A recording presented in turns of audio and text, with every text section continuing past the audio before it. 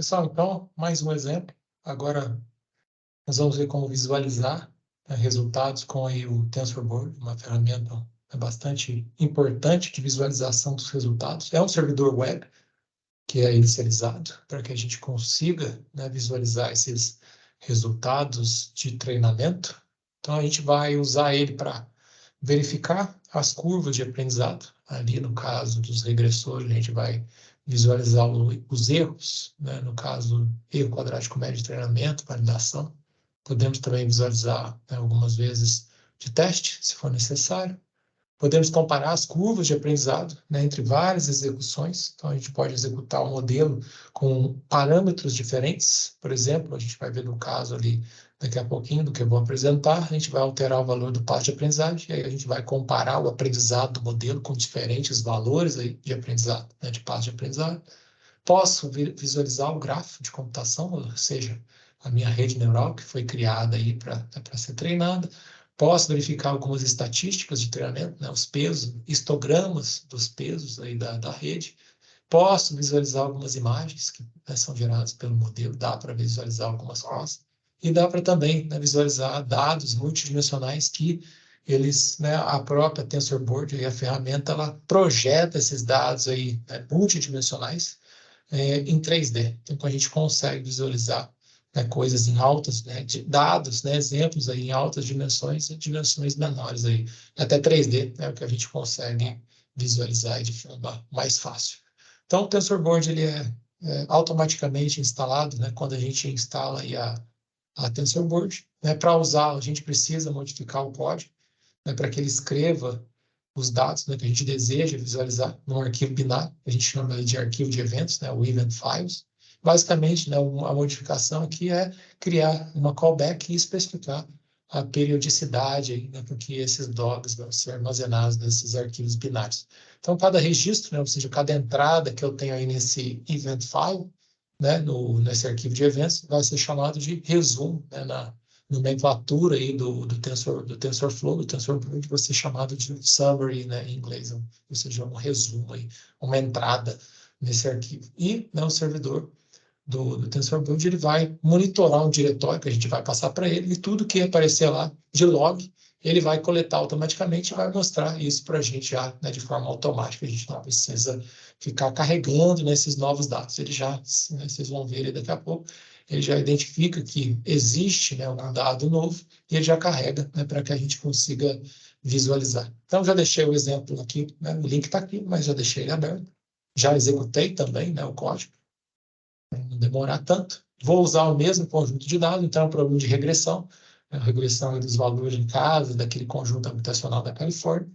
Reseto, como sempre, aqui os geradores, sequências pseudo-aleatórias, carrego esses dados e divido em 3 conjuntos: validação, treinamento e teste.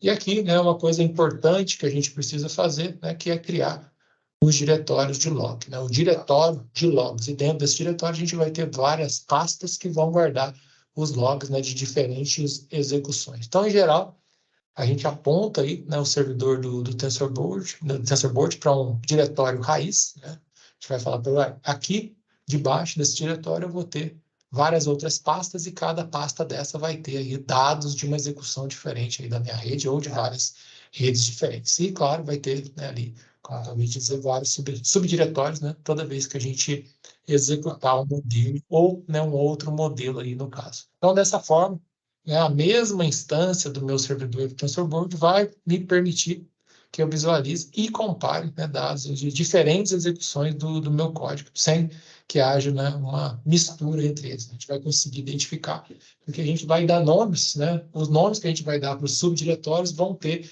ali a data e o horário da execução. Então, com isso, a gente consegue evitar misturar essas execuções, esses dados, resultados que a gente vai obter. Então, a gente vai começar definindo aí o diretório raiz.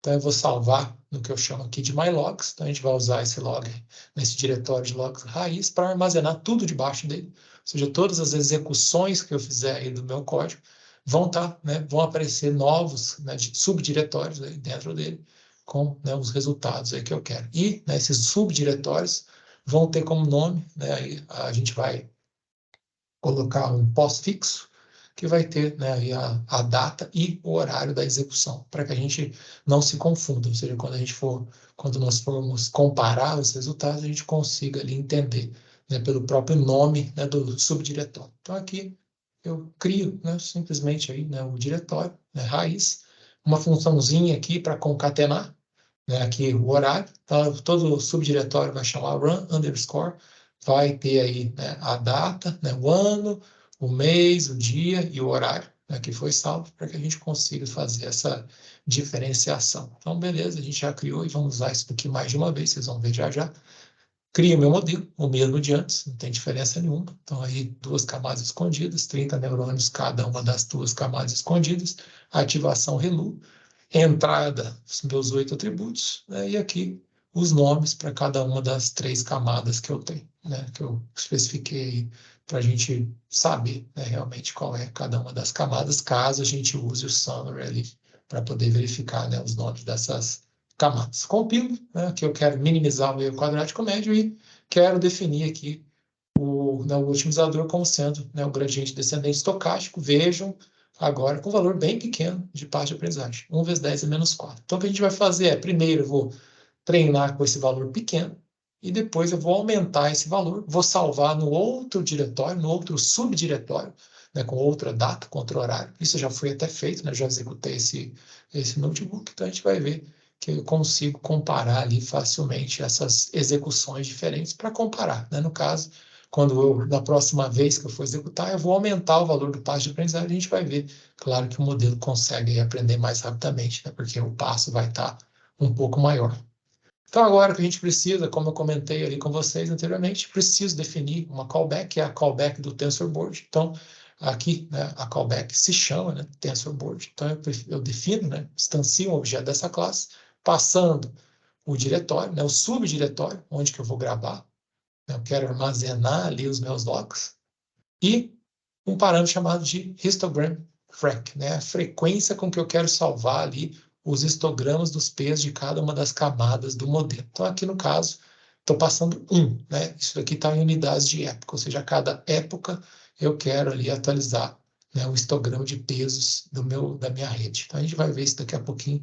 A gente consegue visualizar ali histogramas ao longo, né, no caso aqui, das 30 épocas, né, de treinamento que eu vou definir. Então, instanciei aqui o objeto TensorBoard e passo, claro, para o fit, naquele parâmetro fit, que eu quero, né, usar essa callback aí para salvar, né, lembre-se lá, né, os eventos, né, eu quero salvar ali durante, né, aqui naquele arquivo de eventos, eu quero salvar os summaries, ou seja, as entradas aí, que eu vou usar depois para, né, verificar ali o desempenho, né, do modelo e também verificar o modelo e os histogramas aqui dos pesos. Então, eu treinei aqui por 30 épocas, passando aqui a callback, né, do TensorBoard, para a gente verificar depois os resultados. Baixando aqui, depois de ele ter treinado. Vou inicializar o servidor, né, do TensorBoard, é um servidor web, então preciso inicializá-lo. Então, a gente precisa executar, né, o seguinte, né, comando que eu vou mostrar para vocês na raiz do projeto, né, ou em qualquer outro lugar, desde que eu aponte, né, o caminho correto para os logs. Então, eu posso, né, normalmente a gente faz isso na pasta raiz, né, onde eu estou executando o projeto, que fica mais fácil, né, fica tudo ali em relação àquela pasta, né, aquela pasta raiz do projeto, mas claro, eu posso rodar isso daqui de qualquer lugar, né? Lembrando só de passar o caminho completo aqui, né, absoluto, de onde está salvo os meus logs. Então, para inicializar o servidor do TensorBoard, eu abro um terminal e digito exatamente esse comando, TensorBoard, logdir, igual o nome, né, de onde está. Aqui vejo que é o diretório raiz, porque eu quero pegar todos os subdiretórios que estão dentro dele, então eu passo a raiz e a porta, né? Normalmente a porta que a gente usa por padrão aí para o TensorBoard é a 6006, então a gente usa essa porta para poder aí acessar, né, e adentrar, né, e verificar os logs através desse navegador web que a gente chama aí de TensorBoard. E como alternativa, né, se eu quiser, se eu estiver rodando aí tudo através de um notebook, tanto aqui no Colab ou localmente aí através do Jupyter, eu posso carregar a extensão, né, Jupyter do TensorBoard e executar da forma que eu estou fazendo aqui nesse notebook rodando aqui, executando no Colab. Então eu carrego, né, uma extensão chamada de TensorBoard, dessa forma, né, usando aqui essa função mágica do JupyTer, né, o porcentagem load ext, ou seja, carregar, né, uma extensão, no caso a extensão do TensorBoard, e na sequência eu executo aqui o TensorBoard, né, menos logdir, passando, claro, o caminho. Aqui eu estou passando o caminho de onde eu estou, né, executando, no caso é o local, porque tudo vai aparecer aqui do lado, né, quando a gente executar. Agora ele apagou, mas deveria estar... não, está aqui, perdão, mylogs, debaixo da pasta mylogs, veja que eu tenho duas execuções, duas subdiretórios. Eu executei uma vez, com aquele valor pequeno do passo de aprendizagem, e depois eu executei uma outra vez, aumentando o passo, e a gente vai comparar essas duas vezes aqui e verificar, claro, que com o passo maior eu consigo ali ter uma velocidade de aprendizado maior. Então aqui ele vai carregar e depois eu vou, né, carregar essa extensão e depois eu vou inicializar aqui o TensorBoard para a gente verificar, né, os resultados. Então ele tem aqui uma, deixa eu fechar aqui, ele tem uma série de abinhas aqui de opções, então tem o Time Series. Aqui do lado ele mostra as execuções, então tem 4 execuções. Por quê?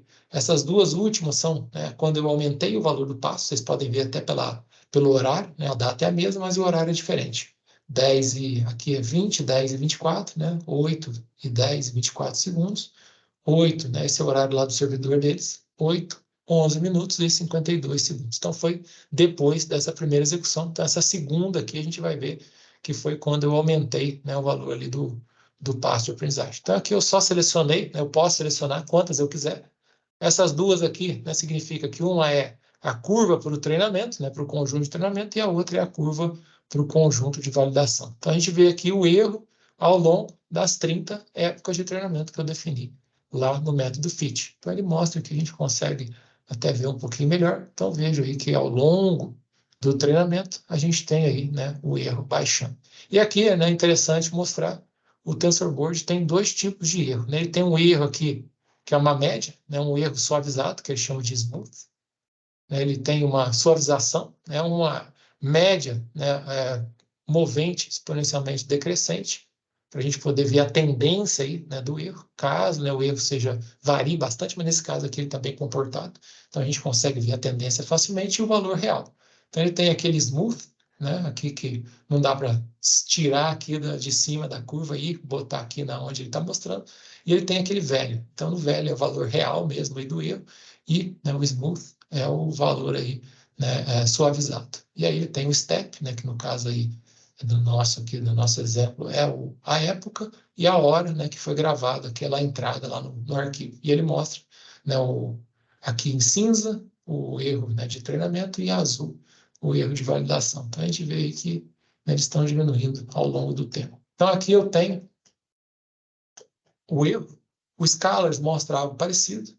Então, ele mostra aqui também, né, os erros aqui de treinamento e validação. Não tem muita diferença.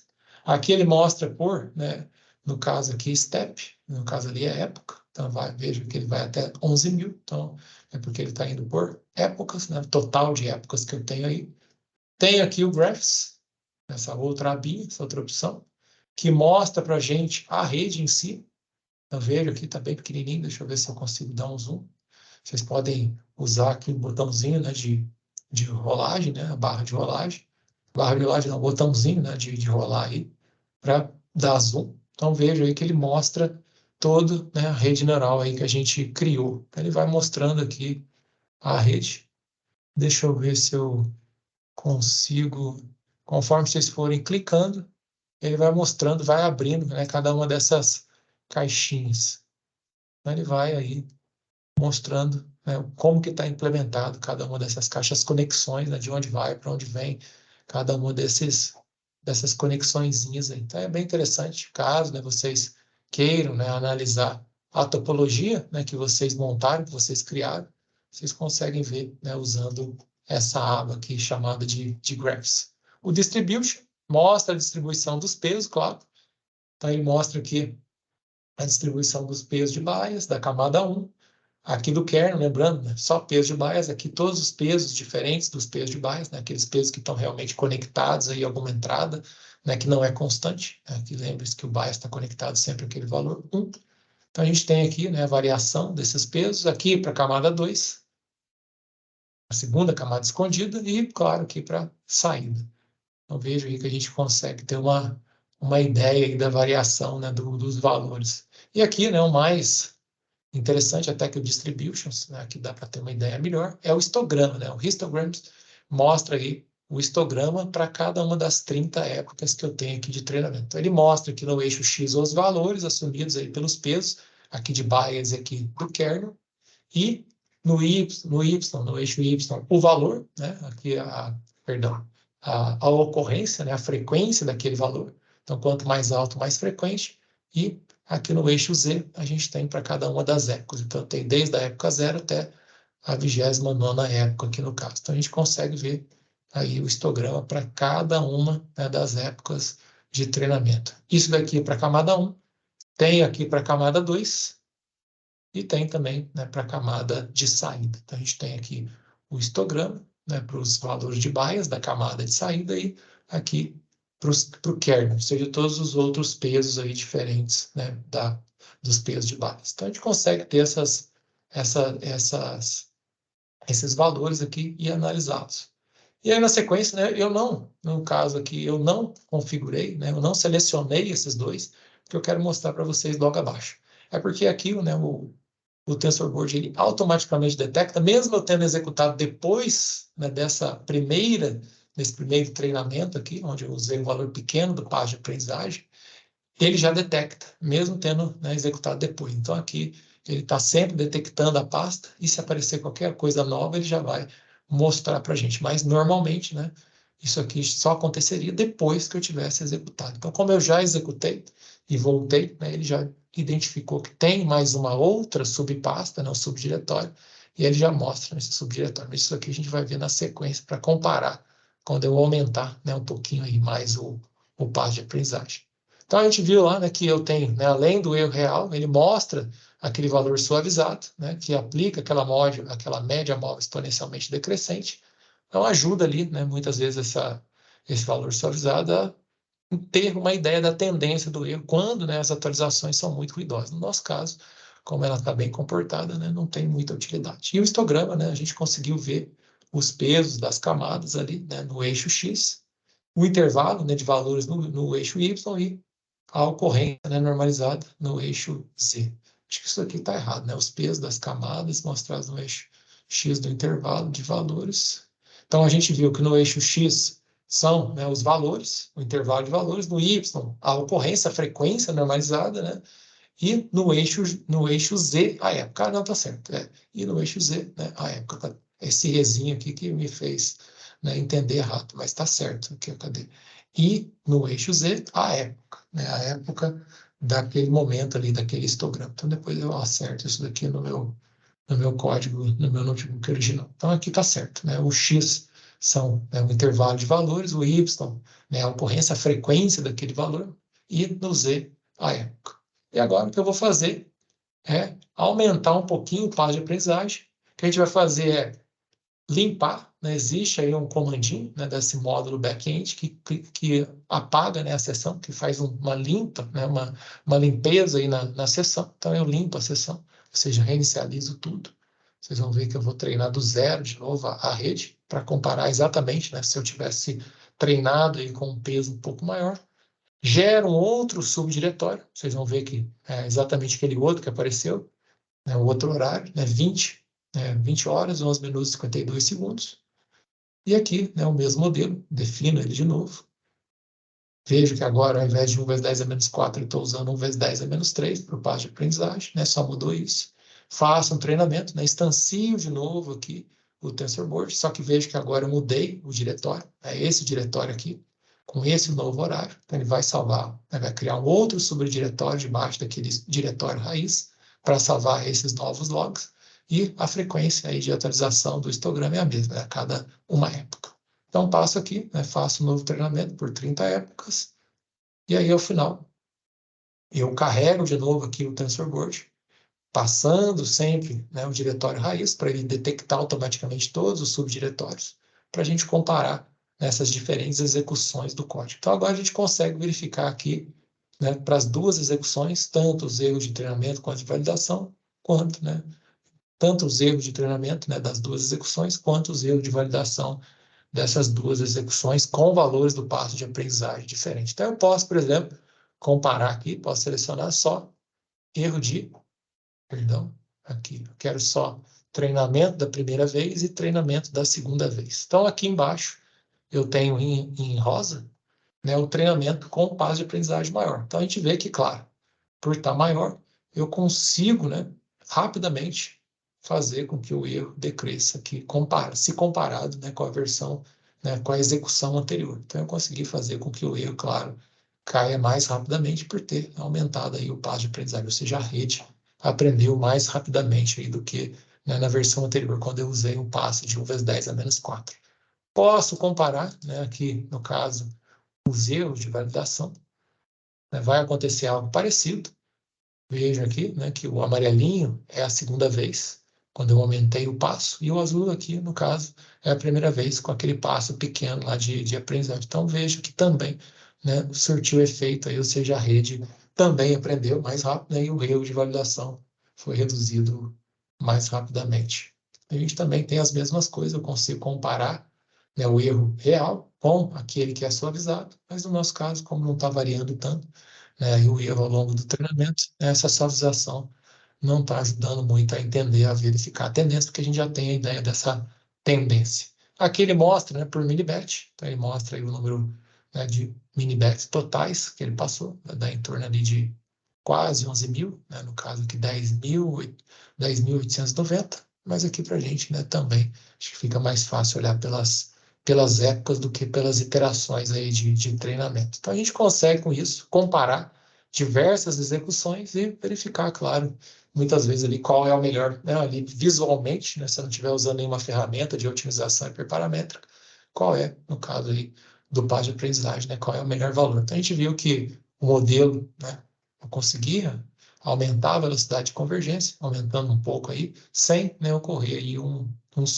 sobreajuste, né? Até posso comparar aqui os quatro e ver que realmente, né, os erros estão diminuindo aí, né, sem que o erro de validação aumente, né, e o treinamento diminui, indicando ali que está ocorrendo um sobreajuste. Então, ainda há, né, parece que ainda espaço para decrescer um pouco mais esse erro aqui, se a gente aumentar ali um pouquinho mais a quantidade de épocas. Então, a gente pode, né, continuar aqui o treinamento, se a gente quiser, para verificar, né, se esse erro diminui mais ainda. Só uma observação, né? Vocês viram, né, que a perda, né, de treinamento caiu bastante, né, durante as duas execuções, né, mas a segunda foi bem mais rápida, né? Isso, claro, se deve ao fato de eu ter aumentado ali, né, o passo de aprendizagem que eu estou usando da segunda vez. Tem algumas referências aqui que eu deixei, né, que eu me baseei para criar esse exemplo. Se vocês quiserem, vocês podem dar, né, uma olhada aí. Mas basicamente é o que está aqui, né, o que vocês vão encontrar nessas duas referências que eu deixei aqui. Então é isso, né? Espero que vocês tenham entendido aí como usar o TensorBoard para analisar aí, né, tanto o histograma dos pesos, né, basicamente o que a gente usa é mais para o histograma dos pesos, para verificar se não está ocorrendo ali uma explosão ou até um desaparecimento, né, dos valores, né, dos gradientes que vão afetar, claro, nos pesos. A gente vê que os pesos não estão alterando, pode ser, né, um indicativo aí de que, né, a rede está tendo problemas de desaparecimento, né, o gradiente pode estar muito baixo. Ou, né, se os pesos estiverem muito grandes, pode estar ocorrendo, né, a explosão. Então, a gente pode olhar isso, né, através do histograma. A gente pode olhar também o modelo que foi criado, né, muitas vezes para entender as conexões ali, né, entre as várias camadas e, claro, o mais interessante também aqui que a gente usa mais, com mais frequência, é aí, né, o erro, verificar aqui. A gente poderia, claro, se fosse um modelo de classificação, a gente veria aqui a acurácia. Então, aqui a gente verifica a performance no modelo, né, baseado nas métricas, né, que nós definimos lá durante o treinamento e verificar e comparar essas várias execuções e posso também verificar vários modelos, né? Posso usar modelos diferentes e comparar, né, esses modelos diferentes. Basta que eu salve, né, esses modelos diferentes debaixo do mesmo diretório raiz. E aí eu consigo verificar essas métricas aí, né, para modelos diferentes, né, topologias, hiperparâmetros e assim por diante. Então é isso.